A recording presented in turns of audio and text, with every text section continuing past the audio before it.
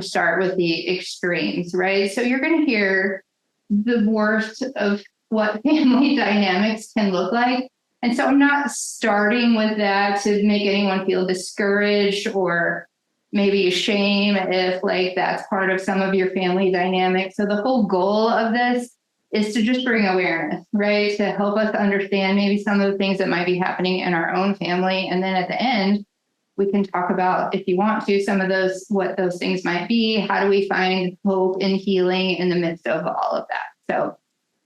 So when you hear these things, you think, goodness, who does she think we are? Because we're going to just run the gamut of family dynamics, okay?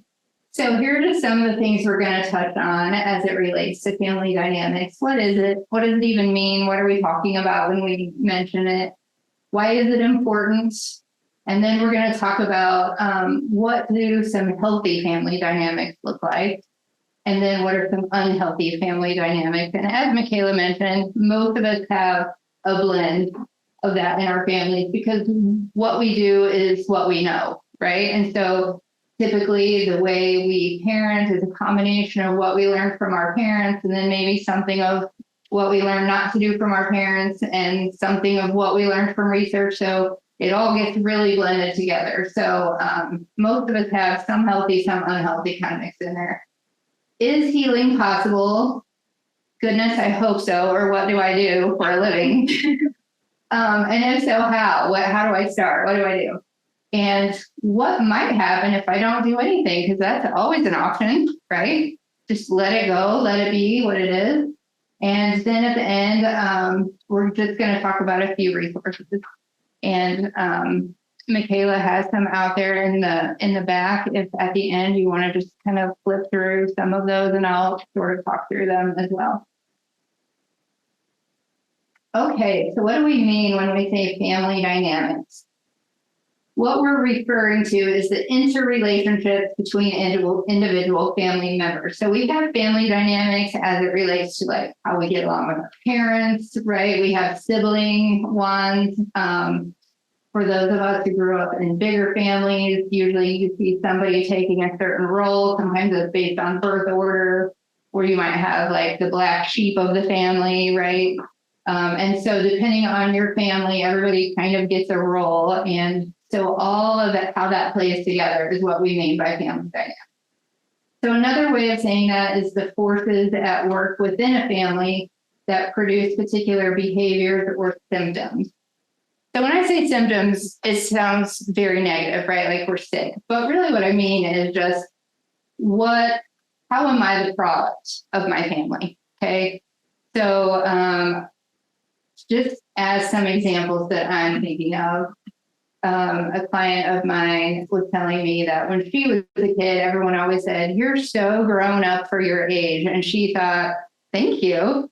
And as an adult now, she can recognize that's kind of a result of like some not great family dynamics where she had to take care of everybody. And she was put in some really like what we call parentified roles, right? Where the kid had to kind of take care of the alcoholic father. So a symptom can also be a good thing. And that's kind of how we become who we are, right? It's a symptom of how we grew up. So why is it important to think about our family? For one, our family is where we get that first sense of belonging, right? And so like when I grew up, it was like, well, you don't misbehave because you are a Simmons. That was my maiden name, right? Like it's just sort of this kind of like tribe feeling, this kind of sense of belonging, this place where, oh, I know who I am. I know how we behave in certain situations. And then also where we learn to communicate and solve problems. So siblings are the best at this. Sometimes it gets ugly. Sometimes there's hitting involved. Sometimes there's fights, but eventually you get to the place, usually with your siblings, where you can figure out how to work through some communication issues and solving problems. Okay, families aren't all the same. If you think about how TV used to look, right, in the 1950s, and you had this like nuclear family, mom, dad, 2 kids, maybe 3 kids, and that was the definition of a family. And what we know now is we still have the nuclear family, and that's probably the predominant. In some of those, we have married parent families, which is, again, the traditional.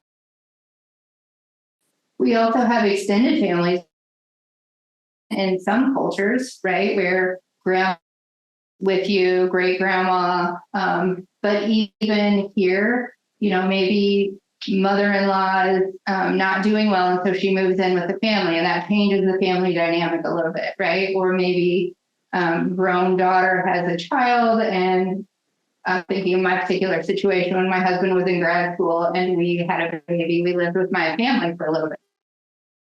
The dynamic of my parents, who were just used to just going and doing, and then suddenly there's baby things everywhere, and they loved it, or at least they said they did. But I'm sure it changed their dynamic. We have married blended families because of divorce. People are then remarrying, or someone dies and they remarry, and every new personality who comes into a family changes the dynamic, right? Single parent families. And so we don't want to lessen that our families who relationships are not, but it's still on your mind. It's something that you think about regularly, probably, and that's, again, something that we want to just talk about and address. Okay. So what are some healthy family dynamics? I'm going to go back. What do y'all think are some healthy family dynamics? Actually, certainly as a kid grow older, that. So true. You can't parent an adult child the same way you parent a child, even though maybe you really want to because you see them making some terrible decisions. I'm also thinking will change over time, right? And so when I first got my driver's license, I was really, really terrible driver. So bad that I had to surrender my driver's license, or my insurance was going to be so crazy that we're not doing it. So I gave up my driver's license for 2 years so that my insurance could come back down and the whole thing. Well, in my family, I am still known as the terrible driver, right? I was 16. I'm not going to tell you how old I am now, but let me just tell you that was a long time ago. I have not had a ticket. I have not had an accident in probably 30 years, but I'm still the terrible driver. Do you know what I'm saying? Like, so part of this is allowing people to grow and change and become who they are as they learn, as they make mistakes. And then finally, people feel safe to be authentic. I'm going to show you a really good definition right here. Brene Brown, I don't know if any of you read or listen. I first was introduced to her through a TED Talk. And I was like, who is she? She's so smart, but yet she's wearing like blue jeans and talks like a cowboy. But she is a vulnerability researcher, which sounds weird, but some of the best books I've ever read are from Brene Brown. So she defines authenticity as the daily practice of letting go who we think we're supposed to be and embracing who we are. So I just mentioned okay, this is the part that the unhealthy family dynamics. And so again, if you recognize any of this in your family, that's okay. We all have a little bit of all of this, okay? So controlling, I think we all know what that means, right?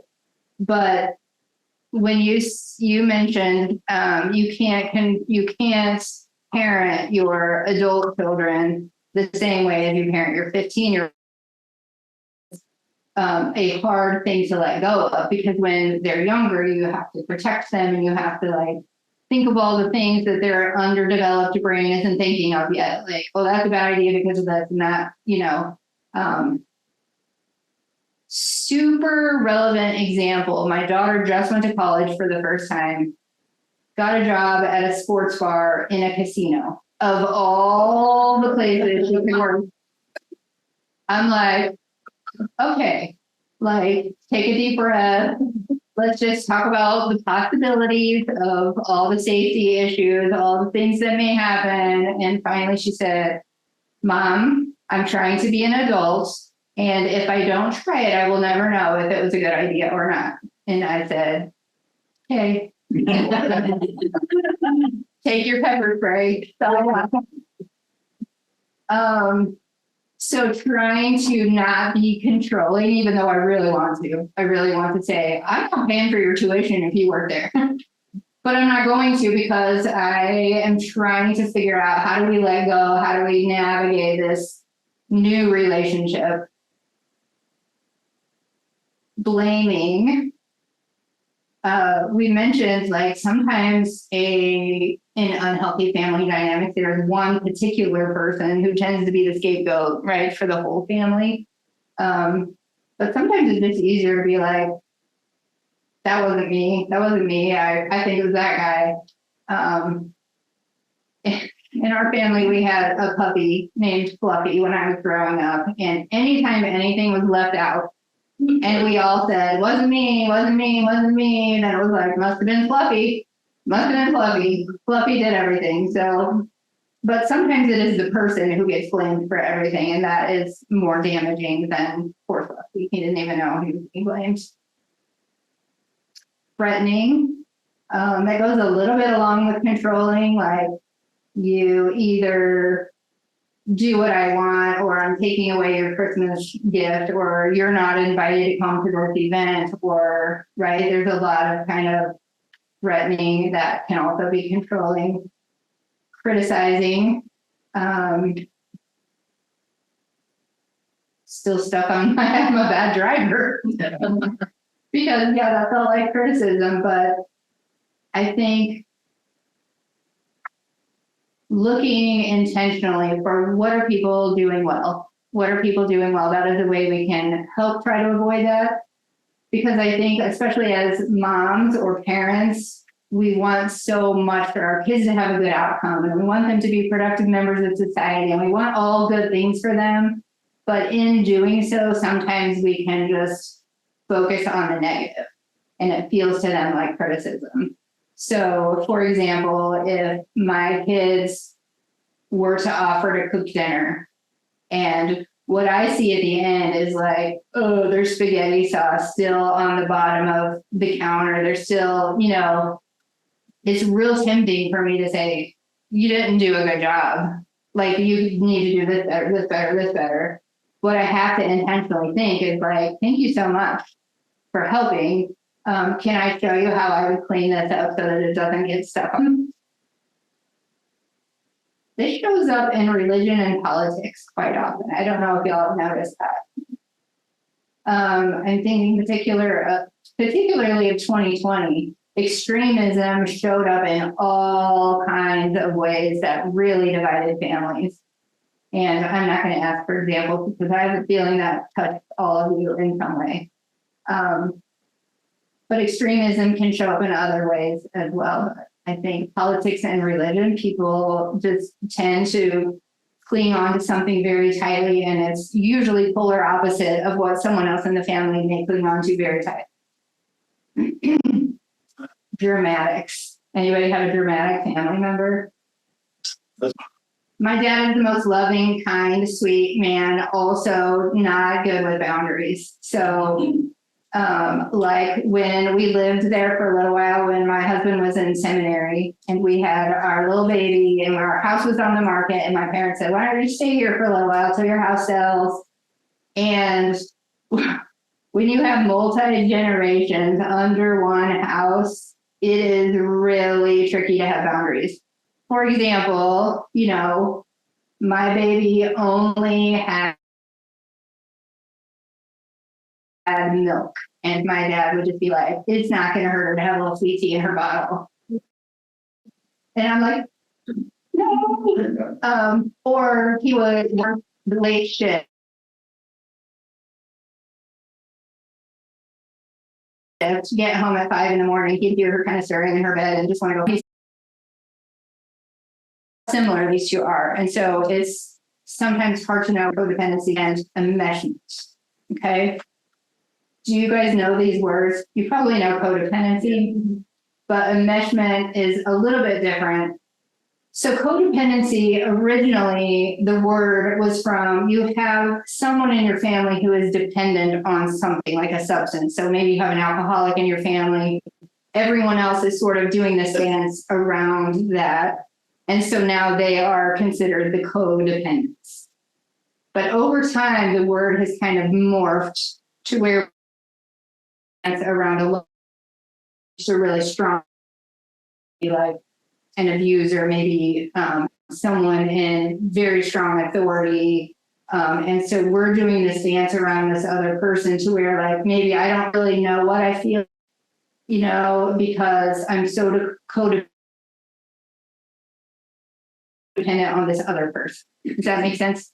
So did any of you all see the cartoon Tangled, the whole Rapunzel story? I did not realize until I that it's called Tangled for a reason.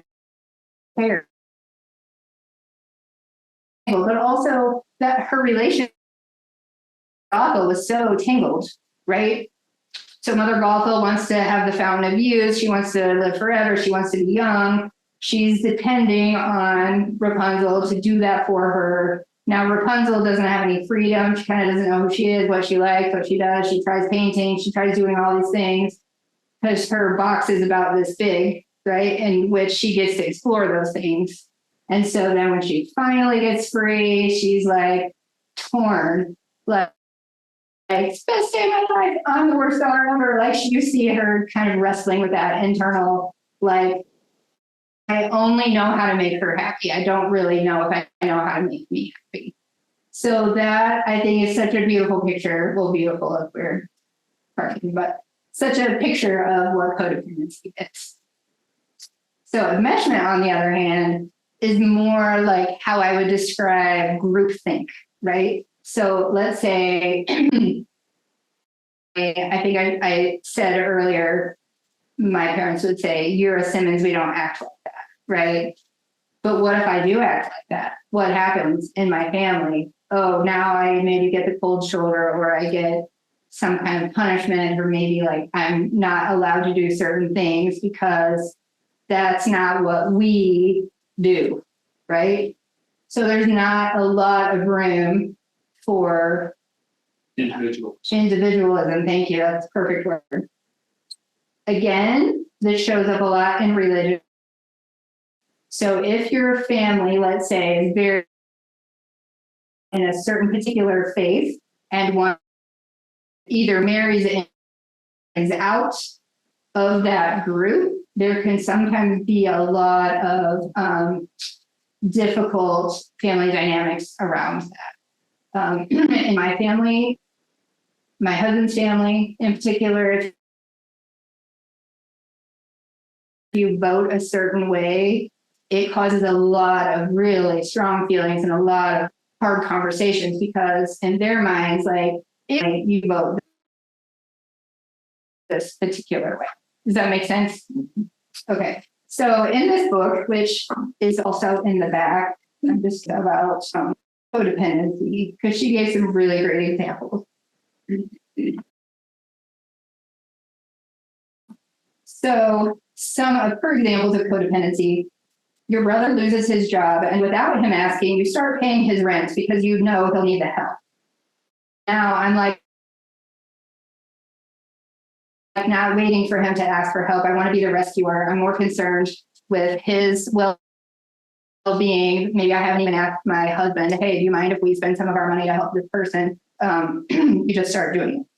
Your mother abuses pain medication, and since you don't want her buying it off the street, you give. Your cousin calls to talk about her marriage. Addiction. I think we all know what that means and probably have seen that and probably has touched your life in some way. Neglect. Abuse. Okay. So those are things that can show up in people, in families. And so we're just going to kind of go through like what that might look like as a whole family. Okay. So chronic conflict family. These are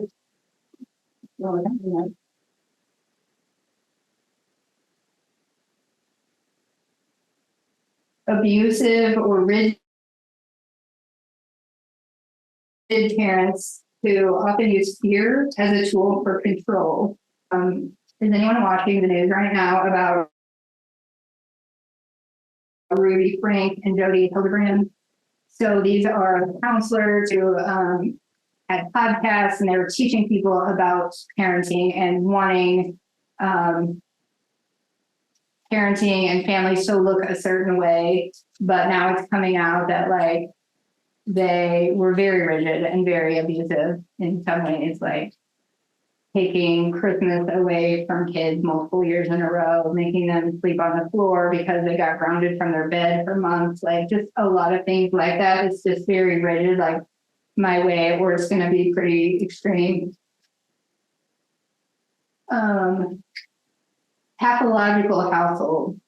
This is where there's somebody in the family that has something going on that creates the dynamics to shift in some way. So it doesn't always mean it's bad.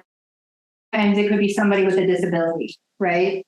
But because of the disability, we have to do things in a certain way. Maybe we have to vacation differently. We have to go to certain restaurants where there's room for a wheelchair. So it's not always pathological in the sense of like someone is doing something wrong. It just means there's something happening in the family that everyone else kind of has to adjust around. Sometimes it is like addictions that cause this, or the children being parentified. So that means the parents aren't able to take care of it because of disabilities, because of addictions, because of something. And the children then have to step up and become parents early in their life. Okay, this one at first is going to seem confusing. How is a picture perfect family? Well, Important with reality. yes. Yes. The thing that I think of, I think about that is these families who are on reality TV shows. Because they are a picture perfect family, we obviously want to follow their life, right? But because we are now following their life and they have to stay a picture perfect family, there are things happening that aren't being addressed, or things that really, there are deep struggles that they have to keep hiding because they are known as the picture. So when a family feels like they have to keep that sort of reputation up, that's when it becomes toxic. So not every sweet family is toxic. It's not what I mean. But when people feel like, oh, well, people think we are this, therefore I can't share that our marriage is struggling, or that we're having financial issues, or that there's addiction in our home, or anything like that. So picture perfect just means trying so hard to keep up the facade that you're not being authentic or getting the help that you need in the family. Let's see, what else do we have? The disconnected family living. What this is referring to is just organized, no structure. Sometimes this happens just because of certain personalities as the parent. Sometimes this happens because maybe there's a single 2 jobs and just trying to keep it together. So then when that kid's looking for their clean jersey, it's not clean and it's a scramble to figure it out, right? So chaotic isn't always bad, but sometimes it can make people feel like they're just not settled on the inside because they don't know, like, when are we eating? Where are we eating? Where are we going? What's happening? Because it's just always shifting and changing. Parentification. I mentioned my client who said people used to brag on her and say, "You're so grown up for your age." And she said, what they don't know is I was driving my father home at 8 o'clock. I mean, at 8 years old. from the bar because he couldn't get home and my mom was at work, right? So she became parentified. She became the parent way too early, which of course made her seem so much her age. But now at 40, she's like looking to find, how do I now learn how to have fun? How do I now learn how to be playful? How do I now learn, as she has a young child now, how do I learn how to just sit in the floor and play? Like she never got to do that because she was always working on the farm or driving her dad home or making sure he was not falling off the couch as he was passing out, just all those kinds of things. And it happens for all kinds of reasons. Again, it's sometimes because of disability. It's sometimes because there is a child with special needs that the mom is busy taking care of. So then this other kid has to do a lot of other things. Messy split family. I don't even think I have to describe that. Y'all know what that looks like. And then codependent family, which we talked about codependency at length. Okay. Disadvantage of living in a large family is that early lesson of life's essential unfairness. Nancy Medford novelist. A lot of siblings. A lot of conflict. You learn sharing or hiding things so you don't have to share. You learn a lot of things. But it does get more complicated the more people in the family. Assigned roles. So we talked about the scapegoat before. Like sometimes there's one person that just gets blamed for everything and that's their role. But sometimes there's the golden child, right? This kid can do no wrong no matter what they do. Sometimes just labeled as like they're the smart one, they're the helping one, they're the kind one. Like you sort of get assigned a role and it's kind of hard to grow out of that. It's kind of hard to shake it sometimes when you were assigned it. Sometimes these roles change. Just a simple example, our oldest daughter, because I work and because my husband works, she drove our other children a lot to a lot of places. And then she left for college. And then we're suddenly like, oh, we have to shift this again. Because that was one of her roles in the family, was just helping drive the other kids to places. Sometimes roles change because somebody moves away. Somebody becomes disabled. I'm thinking of my sister who was diagnosed with rheumatoid arthritis as a very young mom. So her dream of, being a stay-at-home mom, now she has to have more help. She can't fulfill all the roles that she wanted to fulfill because her body just won't allow it. Age within the family. I'm thinking of his example back here where there's kind of two sets of siblings, like the pre-war and the post-war siblings does make a big difference. Then also whether I don't know if you've ever seen like birth order studies where the oldest tends to get more responsibility and be the one that people look up to, and then the baby is the entertainer. Like sometimes that is, but definitely my family, except I'm not the baby. I'm just on here. History of the people. So in the past that is now changing. Like maybe we had a big misunderstanding way back here, and now this smaller thing happens, but because of this, it becomes a bigger blow. So that can affect family dynamics too. If things don't get resolved, if there's not an understanding from what happened before, new things. Beliefs. This could be religious, this could be political, this could be my belief about how the world works or should work. Be a number of different things. Culture. Norms. Problem solving. Communication, establish trust. That's what you had mentioned earlier. Yeah, I'm thinking of the culture of my family, and we were in a particular church tradition where Like I didn't cut my hair, I didn't wear makeup, I only wore dresses all the time. And as I started to shift out of that, it caused some ripples in my family because they didn't like, are we not, what did we do wrong raising you, sorts of things like. And so I had to provide a lot of reassurance to my family. You did a great job. I really value the ways that I was taught growing up. I'm just making some changes as I learn and grow. But yeah, making any sort of shift can be really hard on a family. And sometimes it does require some finesse and some gentleness and some reassurance along the way. Into what are you all waiting for? Oh, this is not what you are all waiting for. What if I do nothing? What if I do nothing? Which is always a choice, right? You can always choose. I see this. I know this is unhealthy. I see what's probably going to come next if I do nothing. It's still a choice.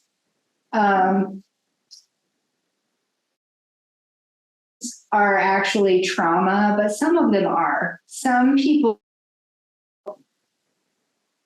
because they had to take that parent role so early. Some people feel traumatized because they felt so overlooked in their family because maybe special needs who takes all the attention, or maybe you're the sibling of a genius, parents' resources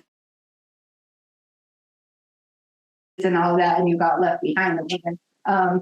So this isn't really a different talk, but there's like big T trauma, like that we all think of as trauma, assault or your house burning down, but there's also little T traumas that are like things that really wounded you along.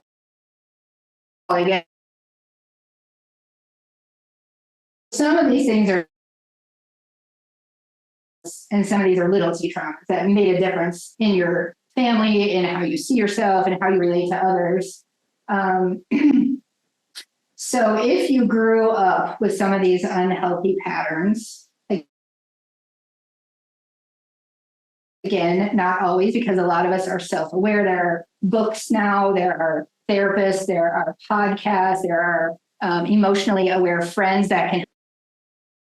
Not everyone falls into these terrible categories. So I just want to again say there's still hope if you notice that your family had some of these unhealthy patterns. But some of the things that can happen if they go unresolved, that people can grow up and they want to numb that pain with substances or risky sexual behaviors because maybe they're so desperately trying to find love, or the people whose parents criticized even unintentionally, trying to make you better, but you feel somehow like I'm not enough. Sometimes we can live with this feeling of shame, like no matter what I do, I'm just not enough. I'm just as a human, I'm not enough. Dysfunctional family patterns. I think I said this at the beginning. We tend to do what we've seen. We tend to do what we know. And so if we grew up with some unhealthy patterns and we don't notice it, address it, it's just very easy to keep continuing that on. Domestic violence, unhealthy relationships, self-sabotage. Sometimes if we are really gifted in something, but we feel like we're not enough, we can actually sabotage our chances of rising into leadership because we're so scared of what would happen if I got there. That's not the role that I'm used to. Sleep issues, unhealthy boundaries, mental health issues, codependency, emotional health issues, disordered eating. Oh, that's my least favorite slide of the whole thing. Because hope is possible. And the fact that you all are here means you care about your families. You care about what happens to the next generation in your life, what happens in our marriage now as we're retired, and can we have some good, healthy dynamics even now? So if, what can I do? Number one, if you know, oh, I have been the one criticizing, I have been the one trying to help my adult kids be better, but maybe they have felt that I'm pushing too hard. You can apologize, listen, at this group, like you guys are calling it out before I even get to the seek support. I'm going to read you the post by the same author. Actually, that's not true. I follow so many psychologists that are so great. This is a different one though. She says, every human being wants to have a good relationship with their parents. If you are the parent in this situation, here's what parents can say to help heal the relationship. Here's one example. I know some things happened in your childhood that really hurt you. I did things I'm not proud of, and I can't imagine what that was like for you.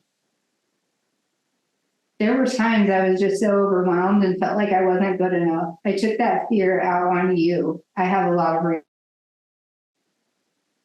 If I could do it over, I would have been there for you. I would have helped you make sense of everything and protected you. I want you to know I'm really proud of who you are as a person, even though I might not have always expressed it. I love you very much. If you want to talk about it, I'm not going to argue with your perception of the past. I just want to hear how it was for you. I wish I had always done more listening. I'm here to do that now. I hope this conversation is the beginning of us becoming closer and healing the past. I respect you as an adult, and I want us to fit in each other's lives in a peaceful and a meaningful way. I love you. I thought that was so good and really so practical. So practical. Because sometimes we want to say those things, it's just hard to come up with the words, and sometimes we just need somebody else to help feed us, right? I have a client who wanted to break up with her boyfriend. She's young in college.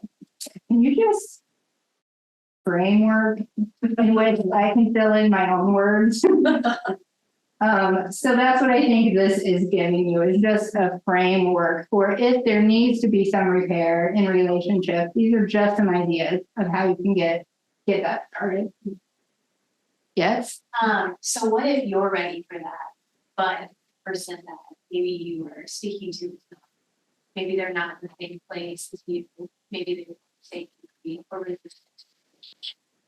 What is that? Is a great question. And I would say the first part of that is starting with a question to see if they will invite you in at all. I would love to have a conversation. Do you feel like you could be ready for that? Or when might you be ready for that? Because when we start conversations that other people aren't ready for, it can feel aggressive, it can feel pushy, it can feel controlling, it can feel manipulative, even if you don't mean any of those things. So a great way to start is with a question. When might you be ready to start talking about this? Or I would like to make some apologies. Can we have a conversation? Or I would like to hear your perspective. Can we have a conversation? If people think that you're inviting them in to talk at them, they are less likely to want to join. But if you invite it, like, I want to hear from you, I want to make repair, people are much more likely. And again, sometimes the wounds go very deeply and you can try your best, and it still sadly is not going to happen. And there's some grief there. There's grief in a relationship. But I love that question, because I think when people know we are coming with a humble attitude, it's much more likely that the next door will open. Anybody else have a question? The next one is about creating boundaries. And so I'm going to do a little plug for this book, which is also in the back if you want to flip through it. It's called Set Boundaries, Find Peace, a guide to reclaiming yourself.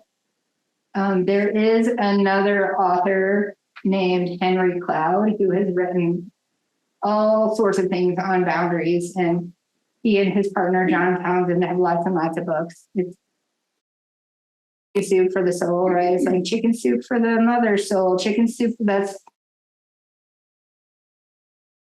how they are with the boundaries book. So like boundaries for this and that, and boundaries for dating, boundaries for marriage, but there's also just the boundaries book,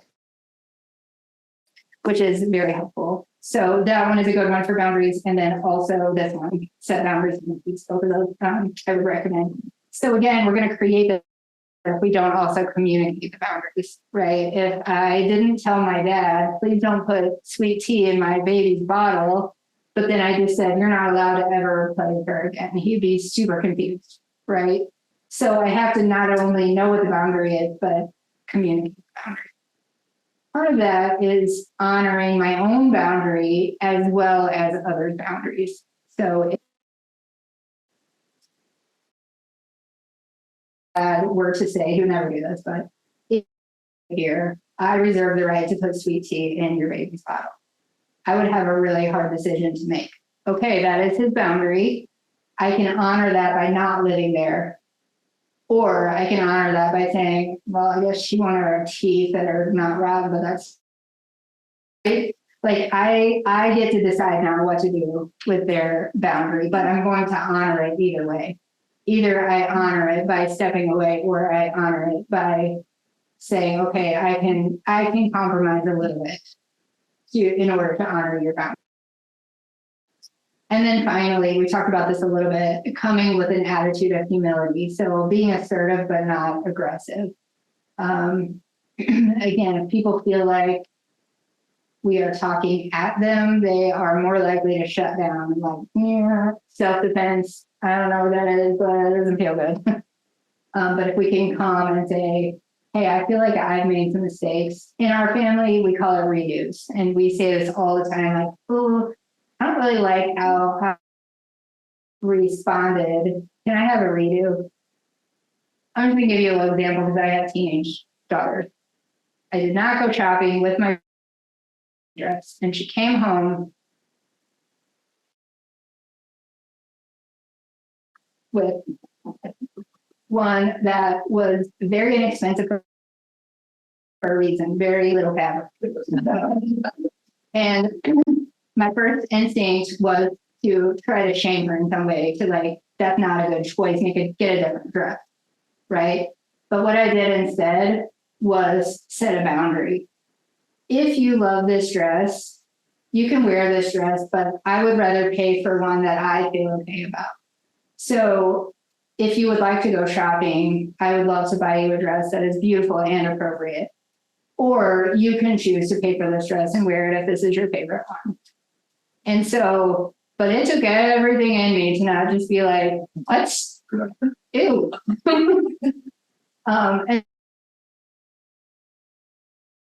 And so, you know, just because we are therapists, we are still learning all of these things too, because our families are always shifting too. It's a whole different thing with a toddler. You would say, no, ma'am, you're not wearing that dress now as a 17-year-old. I'm like, okay, I'm trying to preserve the relationship and it's her money. And, you know, it doesn't defy the dress code somehow. And so navigating through, like, I'm going to have a boundary and I'm going to be assertive, but I'm not going to be mean about it. I'm not going to be aggressive. I'm not going to shame you or yell at you or, and so it takes practice. It takes practice doing all of those things. Any questions? You guys are the best audience. What if it does not go as planned? There are risks. There are risks to saying, oh, I'm learning and growing, and I would like to do it a little differently. People aren't always ready for that just because we're ready for that. So there might be pushback, some resentment, disapproval, shame, gaslighting, denial. And so what do we do about that? We approach it gently and humbly, and we keep trying, and we say, I'm here when you're ready. I would love to have this conversation. I'm thinking of an example where in my own family, where my sister felt hurt that when my mom retired, she didn't offer to babysit more or come around more. And the way she handled that was to write my mom a letter. Instead of talking to her, I guess it felt safer or whatever. Mom has the letter. she feels some kind of shame. She feels bad, like she thinks I'm not a good grandparent. And so now, instead of being humble about it, and if my sister says, hey, mom, I'd like to go to this wedding, would you mind babysitting? My mom says, I guess I have to, I'm gonna get a letter. Which is not promoting, that did not go as planned. Focusing on how others might respond is one way we ruminate, which impacts our ability to act. So when you spend all the days and hours and the sleepless nights thinking, what if it goes so badly? What if it goes so badly? And I would just encourage you to think, what if it doesn't? What if it goes more beautifully than I can imagine? What if they are more receptive than I would? What if? Is it worth it? Here are just some rewards of doing the work. Breaking unhealthy patterns for future generations, learning how to talk things out, authentic, safe relationships, acceptance, emotional maturity, grace and forgiveness, and accountability. Sounds like some pretty good benefits that are worth the risk. We don't naturally fall into perfect relationships, we create them. Again, I'm quoting the author of this book, Drama Free, and she also wrote Set Boundaries, Find Peace. Okay, I'm going to just talk you through just a few resources. I've already talked about these two. The one is kind of just naming and being able to manage some unhealthy family relationships. So if you recognize some of the things I talked about and you think, oh, I wonder if that could be naming what my family is going through, you could look at this book. And then if you know that is true and you need to set some boundaries, this is a good resource. You guys have probably heard of the 7 Habits of Highly Effective People. That author also wrote Highly Effective Families. So that's just a good, more proactive resource. I would say if you're not in family crisis, that's a good one to read. It's more like, okay, before we get into a bad situation, let's just look at like some things we might be able to do proactively. And then we've got Cloud and Townsend, who I said wrote the chicken soup of all boundaries books. They wrote this one with some other people, Unlocking Your Family Patterns. Why you apologize. So this is addressing someone who has hurt you. I said we talked a lot about like, what if I hurt someone else? What can I do? But sometimes we're the ones that have been hurt and we don't know how to now go about this conversation. What do I do next? And so this kind of helps navigate through that a little bit.